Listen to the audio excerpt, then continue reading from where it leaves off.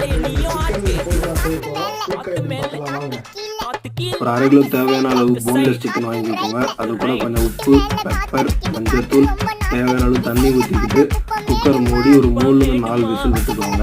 அதுக்கப்புறம் அது சூடானதுக்கப்புறம் ஓப்பன் பண்ணி அதை சின்ன சின்ன பீஸாக நறுக்கிக்கோங்க. ஒரு பேனில் 2 டீஸ்பூன் எண்ணெய் ஊற்றிக்கோங்க. பூண்டு கொஞ்சம் போட்டுக்கோங்க. கருவேப்பிலை, அப்போ பச்சை மிளகா அதெல்லாம் போட்டு கொஞ்சம் நல்லா வதக்கிக்கோங்க. அதுக்கப்புறம் வெங்காயம் போட்டுக்கோங்க. வெங்காயம் போட்டு நல்லா கலர் மாற வரைக்கும் வதக்கிட்டுக்கப்புறம் தக்காளி, ஒரே ஒரு தக்காளி போட்டுக்கோங்க. 2 டீஸ்பூன் இஞ்சி பூண்டு பேஸ்ட்டு போட்டு நல்லா வதக்கி விட்டுக்கோங்க. அதுக்கப்புறமா கொஞ்சோண்டு கரம் மசாலா, ஜீரக மசாலா, மல்லித்தூள், மிளகாத்தூள், தேவையான அளவுக்கு உப்பு போட்டு அதுக்கப்புறமா அந்த சிக்கனுடைய தண்ணியை போட்டு கொஞ்சம் கொதிக்க விட்டுக்கோங்க. அதுக்கப்புறம் சின்ன சின்ன பீஸாக கட் பண்ணி வச்சுக்கிற சிக்கனை போட்டு கொஞ்சம் நல்லா கலரி விட்டுக்கோங்க. அதிலே கொஞ்சம் கேப் விட்டுட்டு அதில் கொஞ்சம் எண்ணெய் ஊற்றி 2 முட்டையை உடச்சி ஊற்றிக்கோங்க. தேவையான அளவு உப்பு போட்டுக்கிட்டு அப்படியே பெப்பரை போட்டு மூடிடுங்க. இப்போ ஓப்பன் பண்ணி எல்லாம் வெந்துட்டு இருக்கும்.